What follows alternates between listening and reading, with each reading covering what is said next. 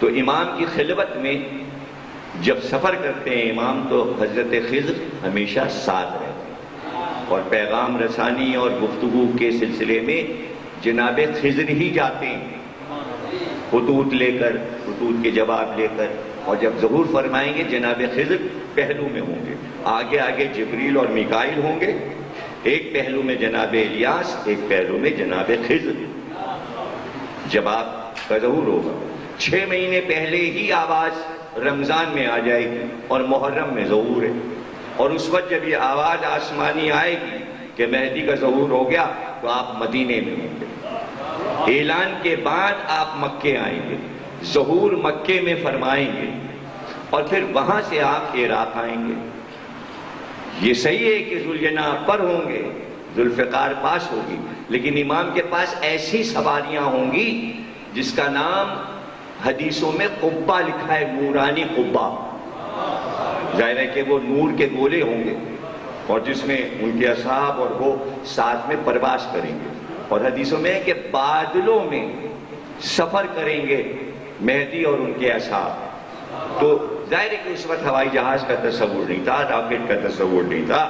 جس طرح عربی میں یہ باتیں سمجھائی گئیں، آج سائنس کی روشنی میں سب سمجھ میں آ جاتا ہے کہ امام کا نظام حکومت کس طرح ہوگا،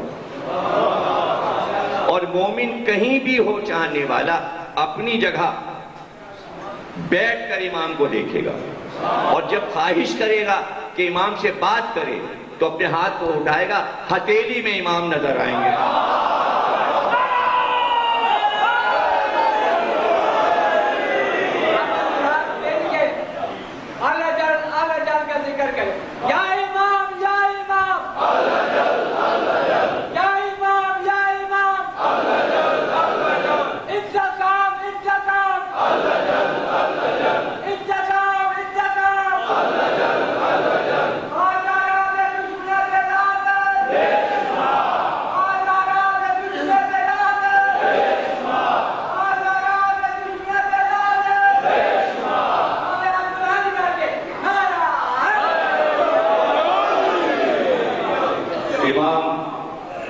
جب عراق سے نکلیں گے تو 2.5 لاکھ کا لشکر ہوگا، اور آہستہ آہستہ شام، ایران اور یمن اور لبنان کے لشکر آ کر علم کے ساتھ امام کے لشکر میں اس کو فتح کر لیا اور ٹائم کو فتح کر لیا۔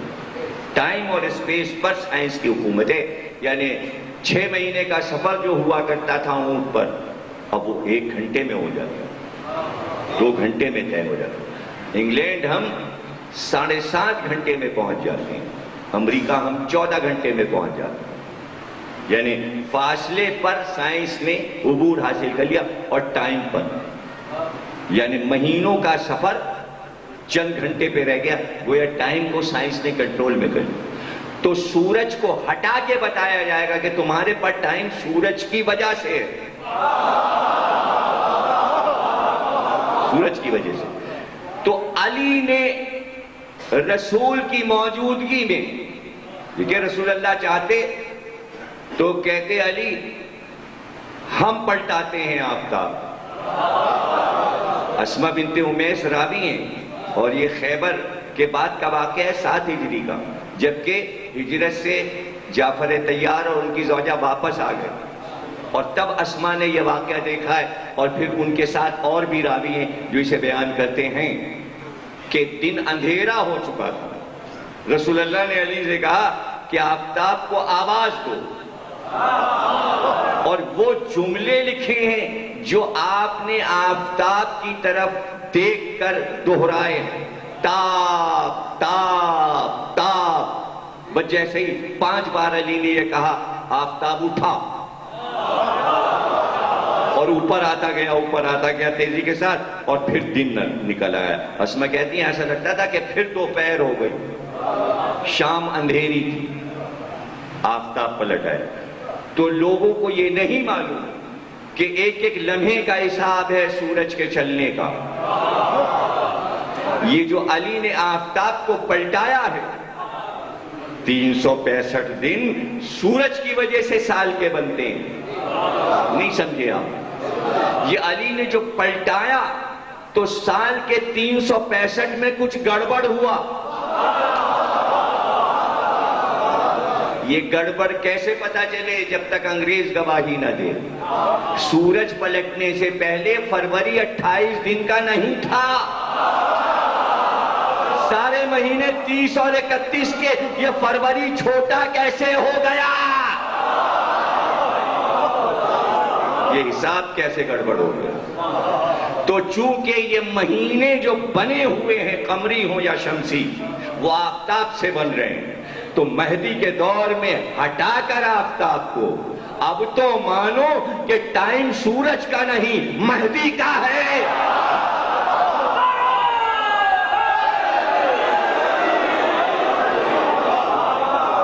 اب لوگ کہتے ہیں کہ جناب ہر چیز قرآن سے ثابت کیجئے، سب سے چھوٹا سورہ ہے قرآن کا لیکن مفہوم سب سے بڑے ہیں۔ بسم اللہ الرحمن الرحیم، والعصر، قسم ہے وقت کی، قسم ہے وقت کی، والعصر ان الانسان لفی خسر الا الذین آمنوا وعملوا الصالحات وتواصوا بالحق وتواصوا بالصبر۔ ہمیں وقت کی قسم ہے کہ انسان گھاٹے میں ہے، ارے ولایت سے لے کر مہدی تک انسان گھاٹے میں ہے، لیکن کون گھاٹے میں نہیں ہے؟ اس کی 4 پہچانیں ہیں۔ کیا کیا پہچانیں ہیں؟ وہ عمل صالح کرے گا، مومن کامل ہوگا، عمل صالح کرے گا۔ عمل صالح کیا ہے؟ ولایت علی۔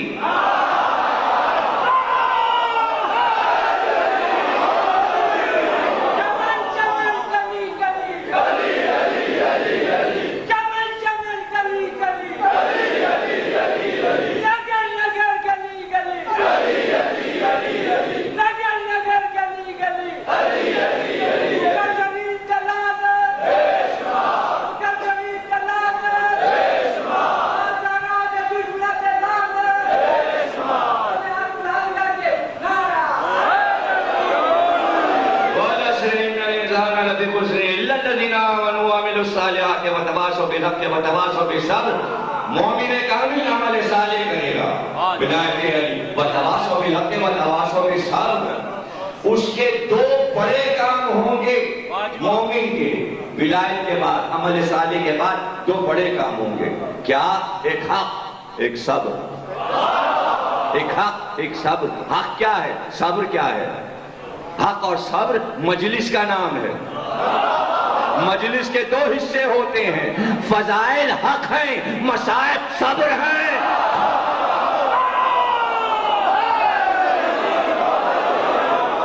وتواصوا بالحق وتواصوا بالصبر۔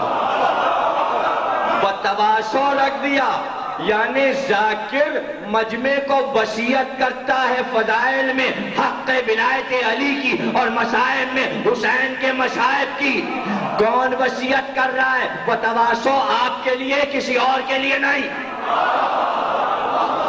یہ وصیت ہے، یہ وصیت ہے۔ ہر ذاکر وصیت کر رہا ہے، ہر خطیب وصیت کر رہا ہے، ہر نماز پڑھانے والا وصیت کر رہا ہے۔ کیا وصیت کر رہا ہے؟ حق و صبر کی۔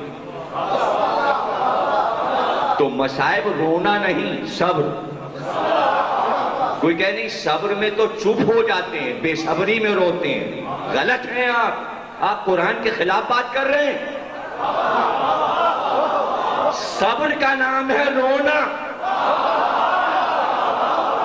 رونے کا نام ہے صبر۔ ارے سورہ یوسف پڑھ لو، سب سے زیادہ یعقوب روئے، اللہ نے کہا صبر جمیل، اس نے تو صبر جمیل کیا۔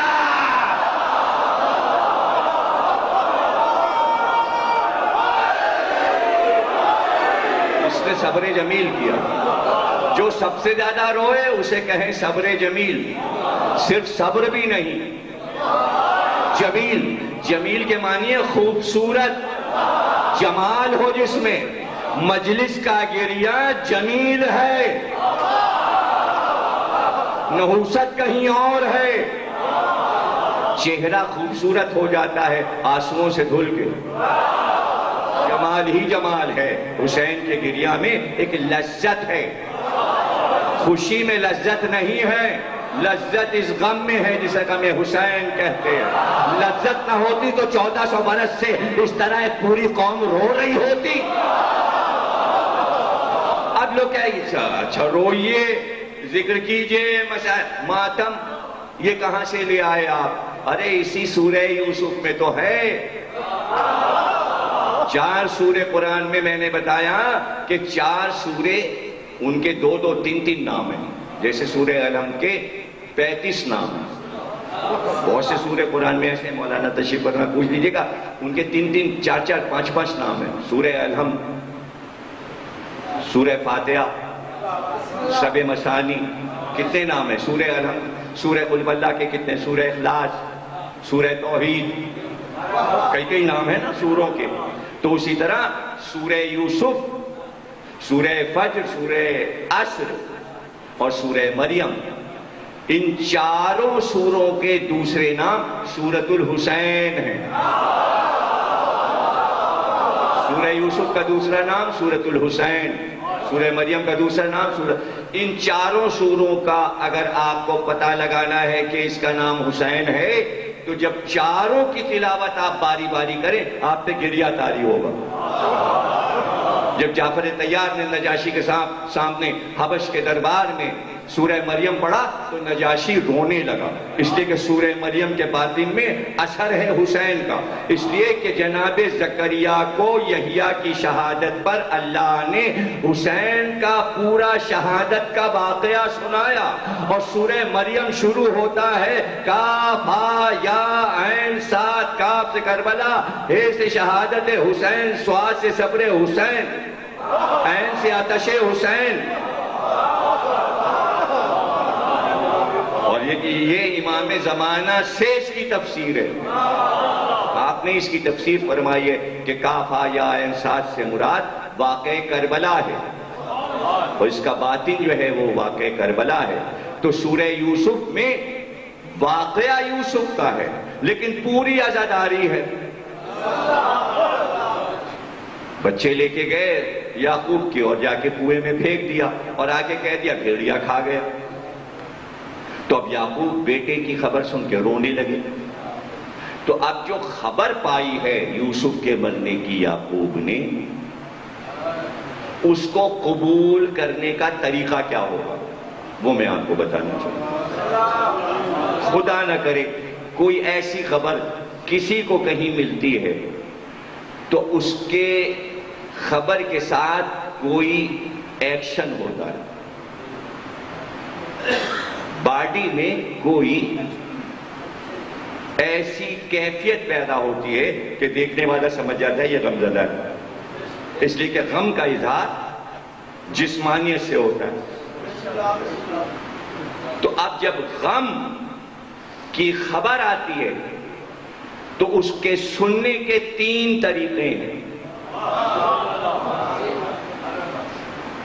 3 طریقے پوری دنیا میں رائج ہیں۔ لفظ نکلتا ہے منہ سے ہائے، افسوس، کسی کو کہتے فلانی جگہ افسوس کرنے جا رہے ہیں، پنجاب میں بھی یہ لفظ رائج ہے، پرسہ دینے جا رہے ہیں، افسوس کرنے جا رہے ہیں غم کے جگہ پر۔ تو افسوس نام ہی رکھا یعقوب نے یوسف کا، یا اسفا، اسفا کے معنی افسوس،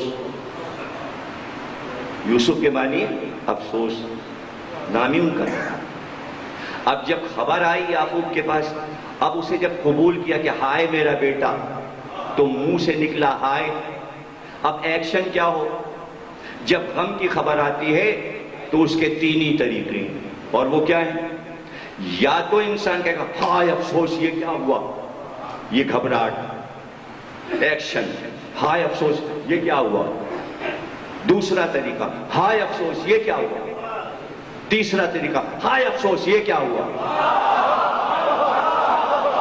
اب جب یوسف کی خبر یعقوب نے سنی تو ایکشن کون سا ہونا چاہیے؟ اگر کہتے ہیں ہائے یوسف یہ کیا ہوا تو گویا کچھ نہ بچا، ہتھیلی مل کے رہ گئے۔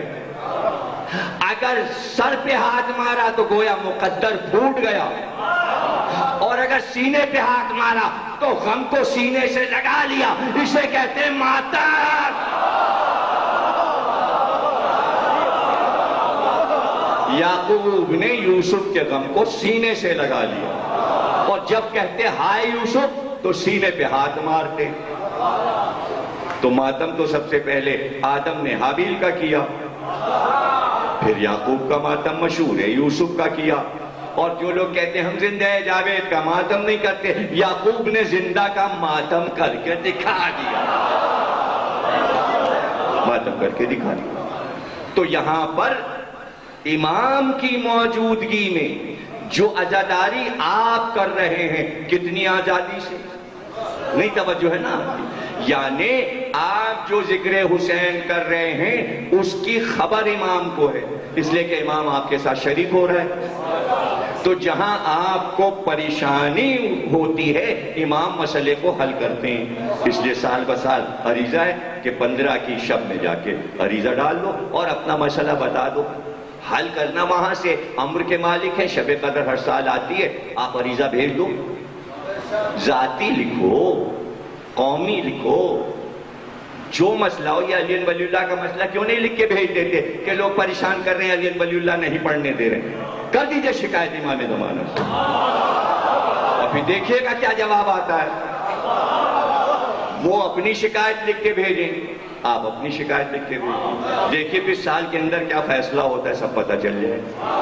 یہ بھی تو یقین ہو جائے گا کہ امام عمل کر رہے ہیں اور نگرانی کر رہے ہیں، یہ بھی تو یقین ہو جائے گا۔ اچھی بات ہے، تو عریضوں میں لکھ کے بھیج دیجئے کہ ہم علی ولی اللہ کہنا چاہتے ہیں، ہمیں روکا جا رہا ہے۔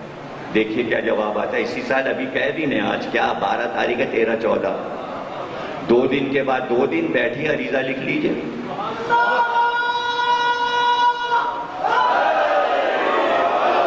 توجہ ہے نا؟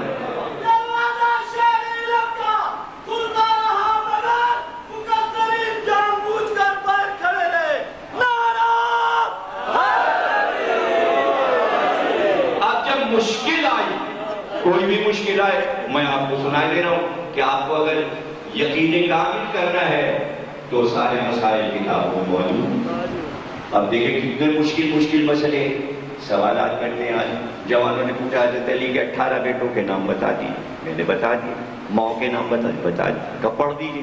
میں نے کہا بھی کیسے پڑھ دوں گی؟ تو زبار صاحب کی مجلسیں، سبجیکٹ ان کا ہے، موضوع ان کا ہے، اب یہ موضوع الگ ہے، کبھی اس موضوع کے لیے بلایا تو پڑھ دیں گے، سمجھے نا؟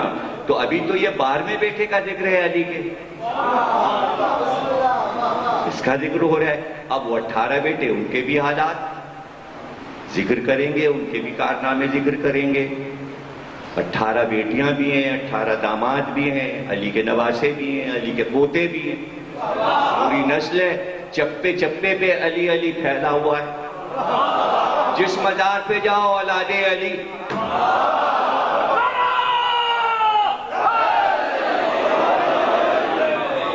اور لوگ جاتے ہی اسی مزار پہ جو اولاد علی ہوتا ہے، ورنہ جانے کی کیا ضرورت ہے؟ اور ہر مزار پہ علی علی ہو رہا ہے اولاد، ذکر علی ہو رہا ہے۔ کسی مزار پہ جائیے لکھا ہوا ہے علی علی، اس لیے کہ علی علی کے بغیر تو کوئی جی ہی نہیں سکتا، اور تاریخ میں اس کا نام ہی نہیں رہ سکتا، اس لیے کہ منسوب ہو جائے علی سے، پھر دیکھیے اس کی عزت کہاں پہنچتی ہے۔ یہ ابو علی شاہ قلندر سے پوچھ لیجئے، شہباز قلندر سے پوچھ لیجئے، سب سے پوچھ لیجئے کہ علی علی کہہ کر عزت دار کائنات میں بن گئے علی علی کی وجہ سے۔ تو جس طرح یہ ہے جو پھیلا رہے تھے دین کو، سادات جا جا کے چپے چپے پہ، اسی طرح علماء ہیں، علامہ ہلی ہیں، علامہ اٹبیلی ہیں، شیخ مفید ہیں، سید مرتضیٰ ہیں، یہ بڑے بڑے ہمارے علماء ہیں۔ تو ظاہر ہے کہ عالم ہونے کے بعد بھی امام زمانہ کے سامنے سب جاہل ہیں، نہیں سمجھے آپ؟ ہمارے لیے سر کا تاج علماء، لیکن مہدی آ جائیں سب جاہل۔ پھر امام کے سامنے کیا علم کی بات؟ کوئی زبان کھول سکتا ہے؟ مجال ہے کسی کی کہ کوئی یہ دعویٰ کرے میں عالم ہوں امام کے سامنے؟ تو ایسے مسئلے آتے اس لیے تھے تاکہ پتہ چلے تمہارا علم جو ہے کیا ہے، ہمارے بغیر تمہارا علم نہیں ہے، دروازہ ہم ہیں، دروازہ ہم سوال آ گیا، بہت سے لوگ جمع ہوئے اور علامہ ہلی کے پاس آئے اور کہا کہ یہ بتائیے حسین ہلی اللہ نے کیا عطا کیا؟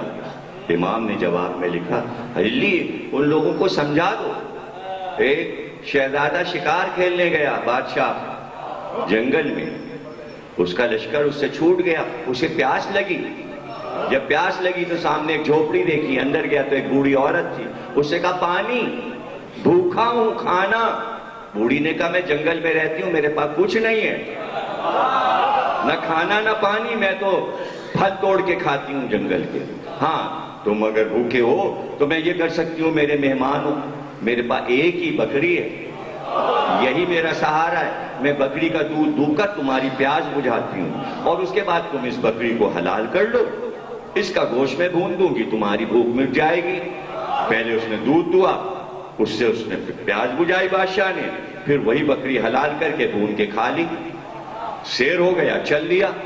جب واپس آیا تمام وزراء کو سب کو جمع کیا، ارباب سلطنت کو، وزیر اعظم کو، کہا یہ واقعہ گزرا ہے، اس بوڑھی نے یہ احسان کیا، قربانی دی، میں کیا دوں اس کو؟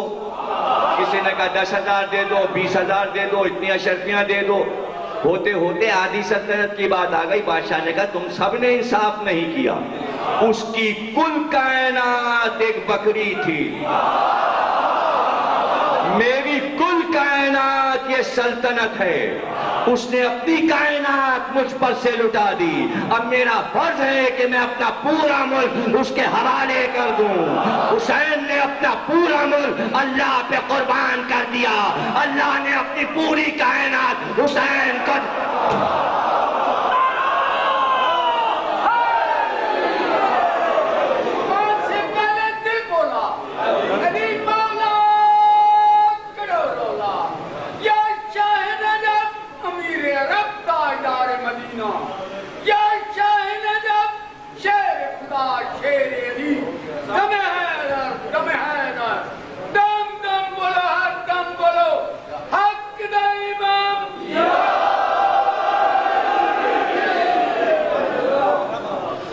سوال پوچھا گیا اردبیلی سے، علامہ اردبیلی سے، اور خط لکھا کہ مسئلہ یہ لوگ کہہ رہے ہیں کہ حسین کس کے نواسے تھے؟ سوال سوچیں، سوال آج کل بھی کیے جاتے ہیں، اس دور میں بھی کیے جاتے تھے، کتنے مشکل سوال تھے یہ جو تاریخ میں لکھ گئے۔ آپ بھی ایسا سوال کیا کریں کہ تاریخ میں لکھ جائے اور اس کا جواب کتاب بن جائے۔ احمقانہ سوال نہیں ہونے چاہیے، چھوٹے موٹے سوال، علمی سوال ہو تاکہ وہ پھیلے اور سب سے علماء سے کیا جائے، جب اس کا جواب آئے تو کتاب بن جائے، تاریخ میں آ جائے، آپ کا نام آ جائے کہ فلاں نے یہ سوال کیا تھا اور فلاں عالم سے کیا تھا۔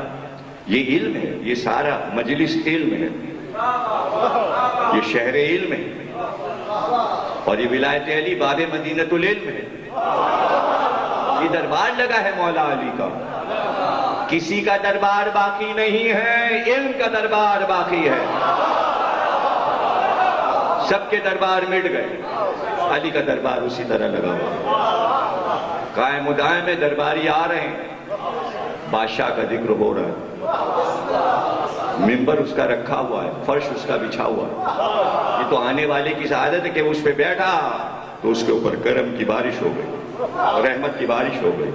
پوچھا گیا کہ بھائی 1,24,000 انبیاء میں سب سے محبوب نبی رسول تھے، اللہ کسی کو اتنا نہیں چاہتا تھا جتنا سرکار کو چاہتا، اور سرکار دنیا میں سب سے زیادہ حسین کو چاہتے تھے، تو اللہ کو یہ بات نہیں معلوم تھی کہ محبوب کا محبوب حسین ہے، اور کربلا میں کیا کیا مصیبتیں نازل ہو رہی تھیں حسین پر، اللہ نے حسین کی مدد کیوں نہیں کی؟ سوال کیسا ہے؟ خط امام زمانہ کو لکھا گیا، امام زمانہ نے جواب دیا کہ میرے چاہنے والوں کو بتا دو شب عاشور ملک آیا تھا حسین کے پاس اور اس نے آ کر حسین سے کہا تھا کہ پروردگار عالم بات تحفہ درود و سلام کے کہتا ہے اے حسین یہ کائنات مقدر ہے کہ تمہارے حکومت میں دے دی جائے اور تمہیں فاتح بنا دیا جائے. یہ بتاؤ دو چیزیں ہیں اس وقت تمہارے لیے شب عاشور. ایک لقائے رب ہے, لقاء کہتے ہیں ملاقات کو, آمنے سامنے ملاقات کو. ایک ہے آمنے سامنے اللہ سے ملاقات اور ایک ہے کائنات کی حکومت. دونوں میں سے کیا لوگے؟ حسین نے کہا جبریل امین میرے معبود کو میرا سلام کو اور کہہ دو تیری ملاقات آمنے سامنے چاہیے, کائنات کا ملک نہیں چاہیے. لقائے رب چاہیے, لقائے رب چاہیے. تو چونکہ مقدر ہو چکا تھا اس لیے حسین نے اللہ سے مدد طلب نہیں کی. اب امام زمانہ لکھتے ہیں خط میں اور فرماتے ہیں بتاؤ ان کو میرے چاہنے والوں کو جو سوال کر رہے ہیں, اگر حسین اشارہ کرتے, توجہ ہے نا آپ کی, اگر حسین اشارہ کرتے زمین پھٹ جاتی, لشکر یزید سما جاتا. اگر حسین آسمان کو اشارہ کرتے آسمان ان کے سروں پہ گر پڑتا. اگر حسین اشارہ کرتے تو آفتاب آگ برسانے لگتا. اگر حسین اشارہ کرتے تو فرات سیلاب بن کر آتا اور انہیں بہا لے جاتا اور طوفان نوح آ جاتا. اگر حسین کہتے تو ملائکہ اترتے اور انہیں ختم کر دیتے. اگر حسین کہتے تو جنوں کا لشکر آتا اور انہیں ہوا میں اڑا دیتا. اگر حسین اشارہ کرتے تو زلزلہ آتا اور زمین انہیں نگل جاتی. لیکن حسین نے حل من ناصرین کہا. جب کہا تو آسمان نے کہا گروں, حسین نے کہا رک جا.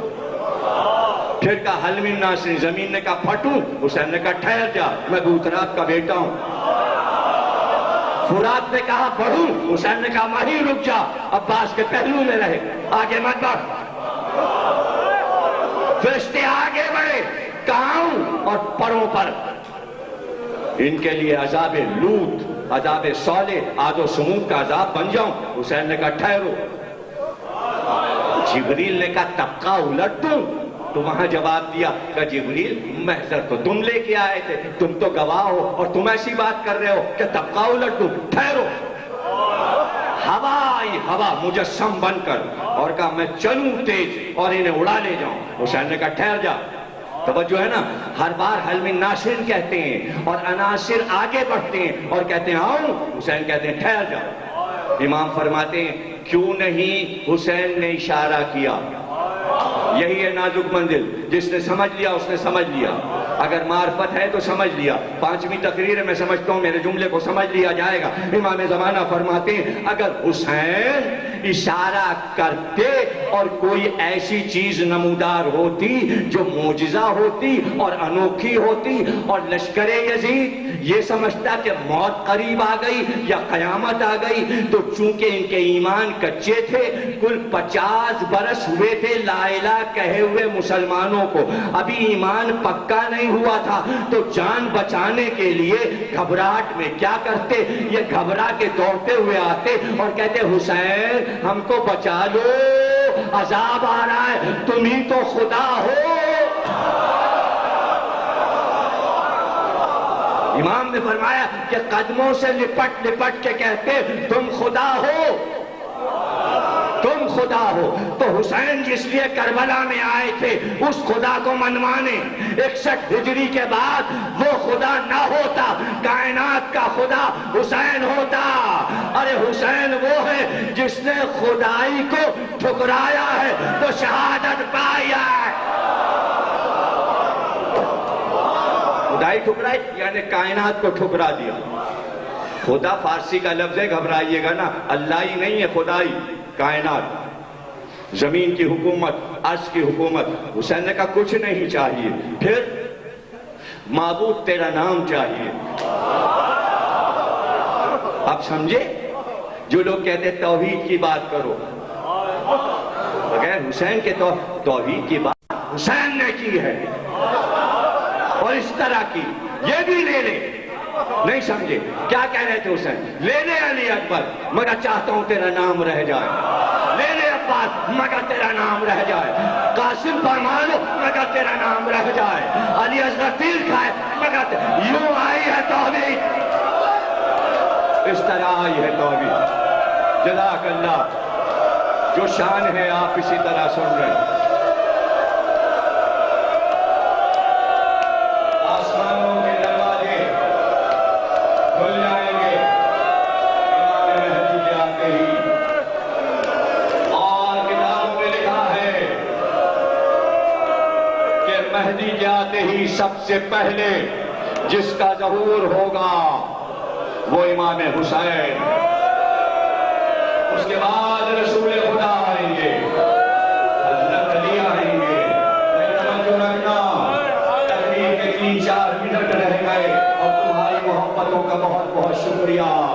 یاد رہ جائے آج کا دن تمہیں چند جملے ہیں، ایک بار رسول اللہ کا دربار لگے گا، وہ گھر جو بار بار لٹا، جو بار بار اجڑا، ایک بار رسول اللہ اپنے پورے گھر کو دیکھیں گے۔ آؤ حسن میرے پہلو میں آؤ، آؤ حسین میرے پہلو میں آؤ، زین العابدین ادھر آؤ، محمد باقر آؤ، جعفر صادق آؤ، سارے امام 11 امام تک آ گئے، رسول اللہ خوش ہو رہے ہیں۔ بھئی توجہ رکھنا، رسول اللہ خوش، یہ ہے میرا گھرانہ، یہ ہے میرا بھرا گھرانہ۔ لیکن ایک بار کہیں گے علی اب تک فاطمہ نہیں آئی، اب تک فاطمہ زہرا نہیں آئی۔